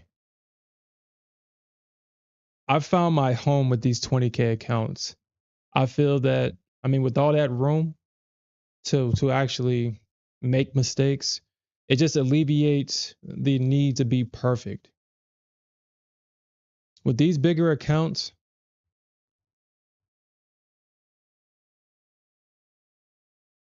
I've seen my profitability and consistency go up dramatically. With the smaller accounts, I had to go for bigger targets. Going for bigger targets and doing that consistently every day would mean that I would have to find the tops and bottoms or damn near close to it just to be somewhat profitable in terms of only using one micro or not one micro contract, one mini contract, 10 micro contracts, using small size to catch big moves to have a decent P&L. But with these bigger accounts, I can trade four minis. I'm comfortable, very comfortable with four minis. Very comfortable. $1,200 loss if I'm wrong. And I can make 225, 3K if I'm right. Leave runners for more profits. I mean, it shifts my mind to actually trading with the trend. Before, in order to get the big moves that I normally get, I would have to trade counter trend, trying to catch the bottoms of the move, getting out at the tops. Now I can kind of trade the middle. And as an example, I can trade. Let's see if I can find an example of like a good move. So, like something like this. Obviously, I mean they broke out, but I can trade price pulling back into an area of support. I can trade a retest of this high right here. Versus if I was trading smaller size, this wouldn't be enough. This would probably be a two or $300 in P&L with like three micro contracts. Basically with one mini from 995 to about 240. Well, that's decent. I mean, that's decent on one mini. I'm not going to sit here and say that it's not.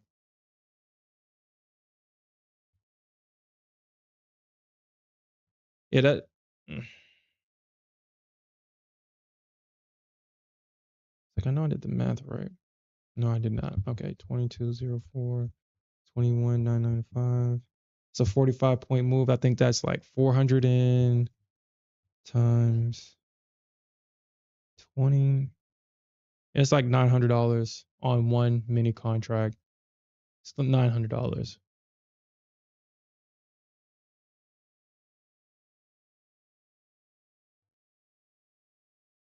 But Anything smaller than 1 mini, like I usually trade, I try to keep three to six with the only $1,200 in drawdown. So you play like you're really playing with fire if you're putting on size.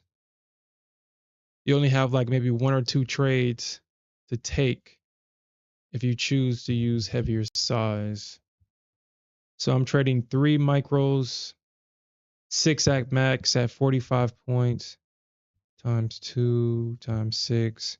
So yeah, like a move like this is only $500 on 6 contracts, and on 3 contracts if I'm not able to scale in at 6.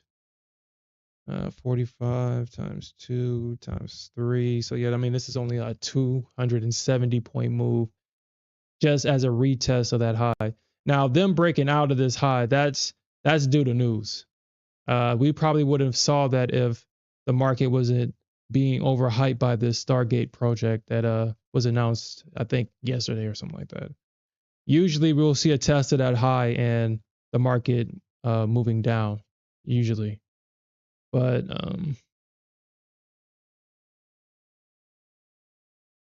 trading 4 minis, having a retest of this high, because I mean, once you see them make a high, I mean, it's almost guaranteed that you at least get close to that high. And 30, 40 points on 4 minis, that's enough. I don't have to catch big moves with these accounts. I can be happy making 2 to 3K a day, come back, do that consistently every day, and before I know it, I'm at my 20K profit target. I passed the Apex account in 6 days. I'm almost done with this account, and I think I've been trading this one for 4 days, 5 days so far. Only have 5K left. So very happy with these bigger accounts. I really don't even want to go back to smaller accounts anymore, but I don't want to spend $700 on big accounts. So yeah.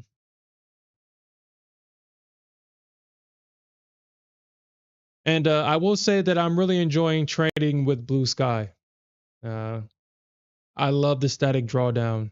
It seems like when you get moved into the funded side, obviously, let's actually look at that, and then I'll probably end the stream here.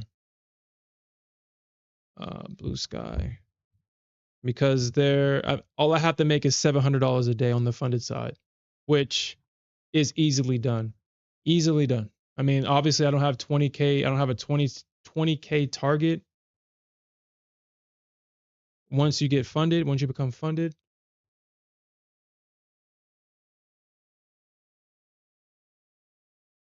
All right, so let's look at that. Blah, blah, blah. All right, so let's look at that. All right, so I got the 20K static account, which, like I said, I'm absolutely in love with. But you can only have 3 accounts. They don't allow you to have as many accounts as you want. According to them, you can only have 3. So once I get to the funding side, my target will be 3,500. I'll have a $2,500 static drawdown, and I have a 21% consistency rule. So that means I would have to make at the max $700 a day, which is easily done. That means I would have to scale down from 4 minis to potentially 2. And all I would need is 18 points a day. 18 points a day. That's my first target, is 18 points. So I mean, I can even scale down to 1 mini and just trade for 36 points with an 18-point stop. Or I can just do a 1-to-1, a 36-point stop with a 36-point target, and see which one gets hit. So I mean, there's plenty of ways that I can play this. Plenty of ways that I can play it. So, like I said, I'm looking forward to once I get to the funded side with these accounts. And I'll be trading the ES. So, I mean, I won't even be trading the Nasdaq.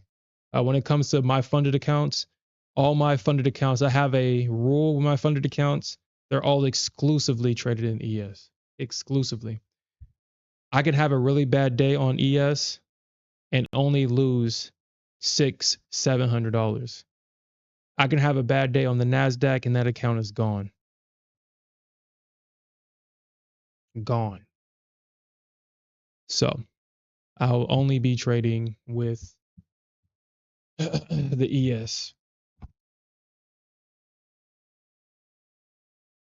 Probably two minis on the ES. $700 would be what, 6, 7 points on two contracts? 8 points?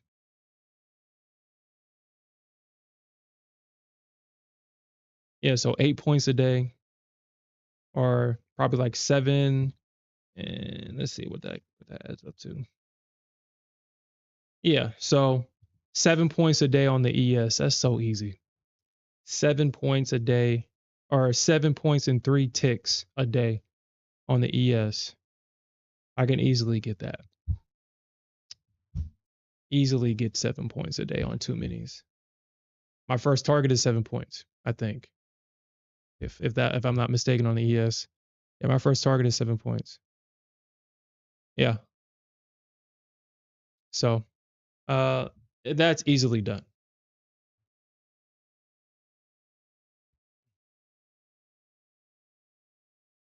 Nah, we trade ES over here. NQ Trader. We trade ES now. This is ES Anonymous. No, this is Nasdaq Anonymous. Our trading the ES is a part of our 12-step program now. Trading the ES is part of that 12 steps.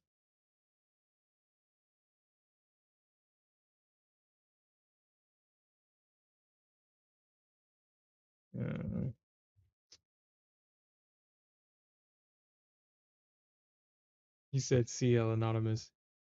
Yeah, I'll never trade.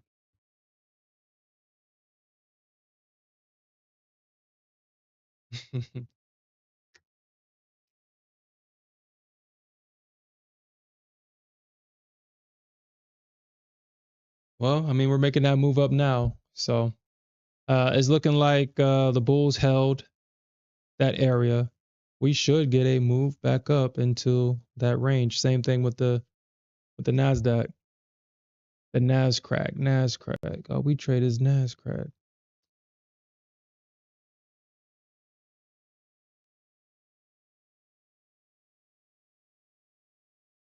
So the entry for the NA meeting down here at 9:25, it missed us by a point. Let's actually see if they missed us by a point on. Okay, so yeah, they missed us by a point. But this was the level that I was looking at in our NA meeting for tonight. And shit, if you got in close, I mean, from 9:26 up into where is that now? That was like about a 40-point move. I mean, that right there is your day. If you caught that move, that's your day right there.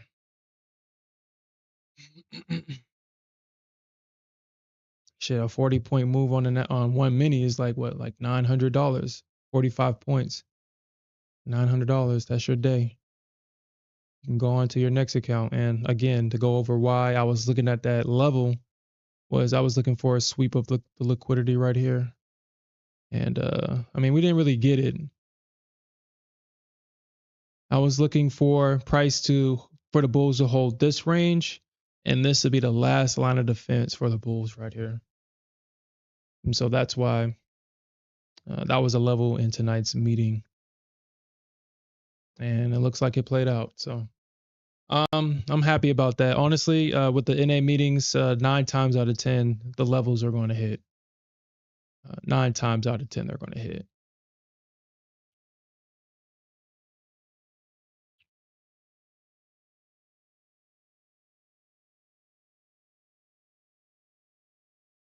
Especially if they hit it in the pre-market and the price isn't being quote unquote influenced by news of some kind.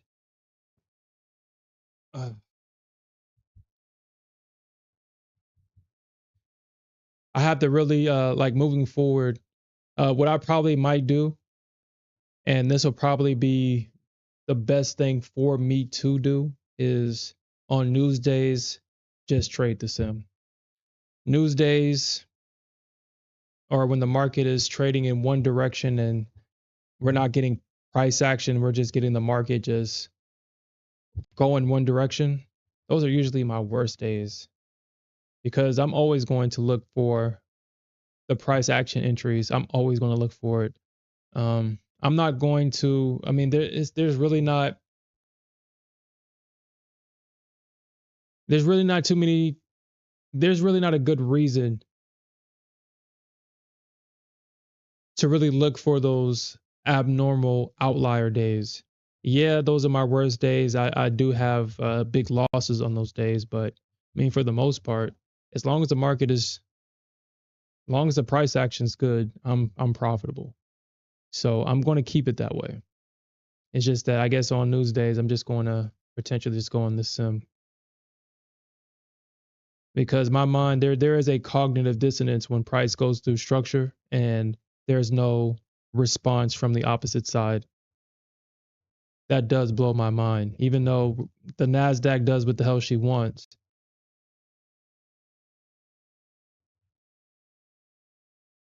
I still expect for her to do certain things at certain parts or at certain locations on the chart when she gets there. And when she doesn't do it, I find myself trying to force it. So, mm. So if I waited for, and this is another good example. So if I waited for that pullback to 12, right now I'll be up 4 points. If I waited for that pullback instead of chasing it and getting in at these highs, perfect pullback to 12 where I thought it was going to pull back to, and I would have been up 4 points on the ES.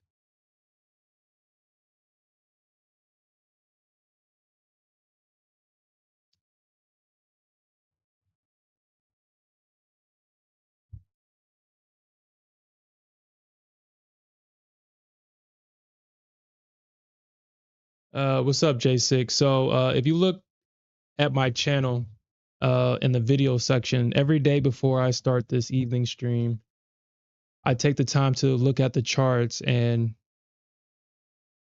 chart locations that I believe that the market is going to see a reaction. And I do that Monday through Thursday before the stream. Usually they're released around 5:30, like 30 minutes after the market opens, because that's usually the time I get done editing the video.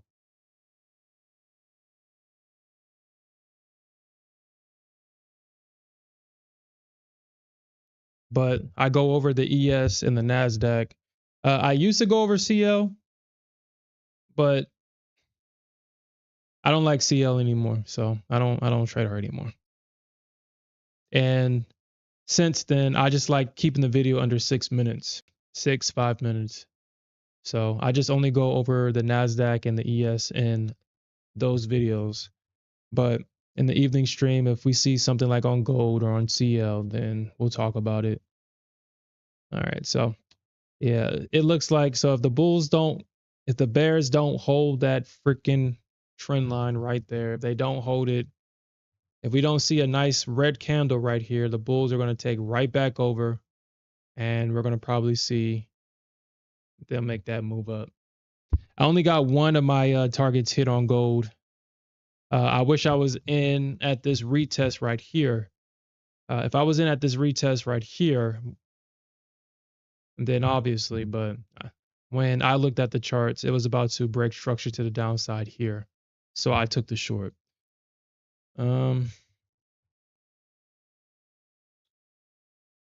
But it does look like the bulls are going to probably break out of that trend line though. It does look that way. But with this slow price action, who the heck knows? Who the heck knows? All right. And we can look at, yeah, I should have took the short on CL apparently. Mm-hmm.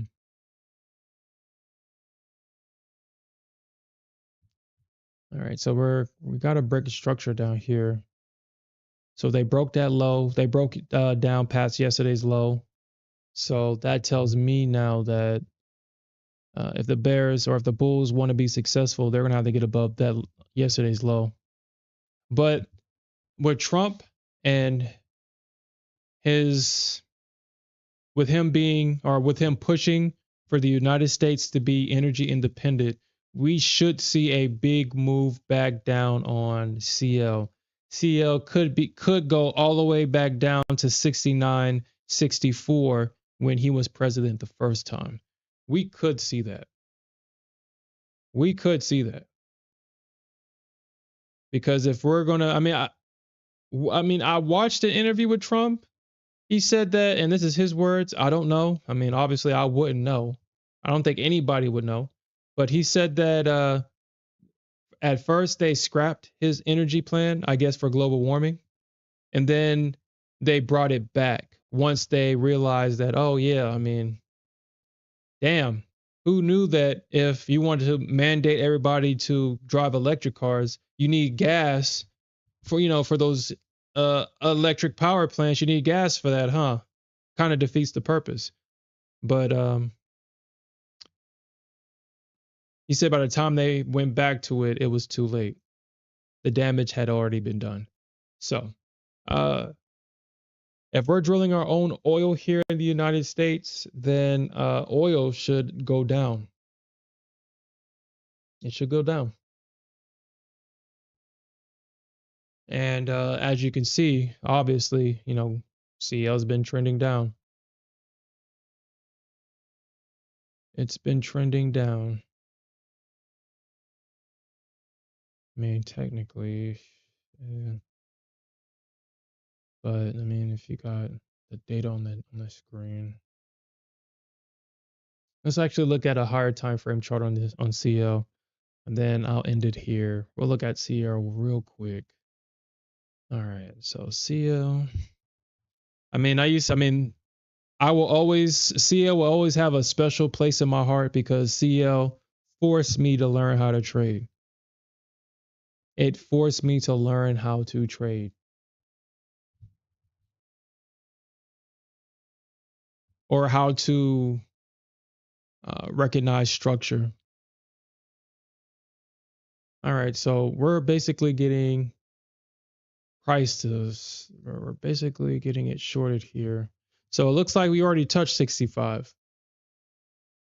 Looks like we already did. And that's where we got that bounce at 65. We got a low of 63.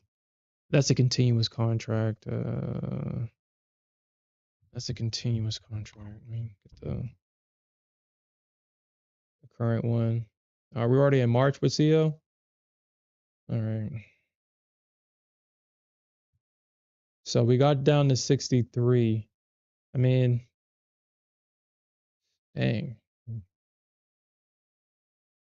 So this was Trump's presidency right here. And this is when Biden became president.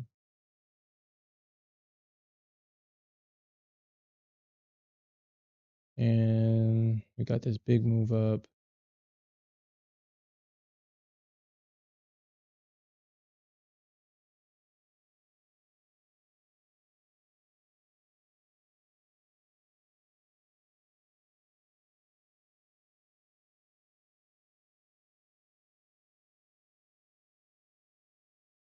All right. So I mean, we'll see. We'll see if we get back down here to the 40s, which would, man, gas prices would be hella cheap. It was down there at 50 and it was down here. Then it just kind of just went up from there.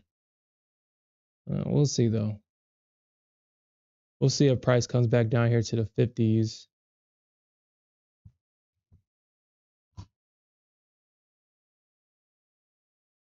Yeah, that's just absolutely crazy. That's just absolutely crazy.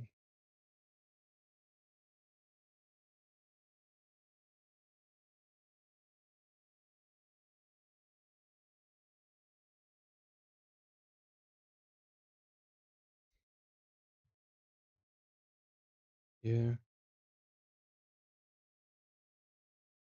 Oh, thanks. I appreciate that. But all right, guys, that's it for me tonight. Uh, I do think that we get price to trade back into that range, but who knows? Who knows?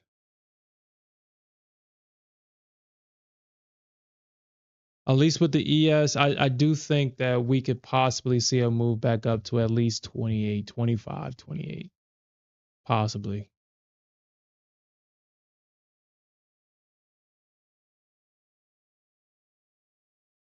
I'm thinking that price wants to at least come back into this range, fill some of them unfilled sell orders. But you know that the bears are, I mean, they like to sell the bottoms. They don't like selling the tops or nothing. So they like to sell down here and fail. The bears love selling the bottom. But when it gets all high, you know, they get gun shy and then they get their stops ran and the bulls take their profits up here and then price comes down. And this is where the bears get in right there at the bottom, hoping for a continuation. And then they get squeezed out. It's like that's like the cycle. The bears sell down here, the bulls squeeze them out, the bulls take profit, so price comes down. The bears like, oh my God, that's a short. So they short the bottom, and then the process just continues in a perpetual cycle, time and time again. NQ, same thing. I'm thinking 22.8, 22.05. I want to see what the bulls and the bears do here. I want to see what they do there, because this is a potential area where I believe that the bears will try to sell this thing right back down.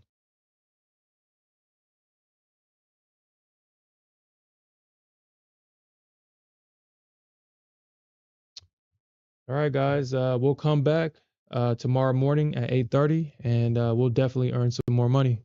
And with that said, peace out, everybody.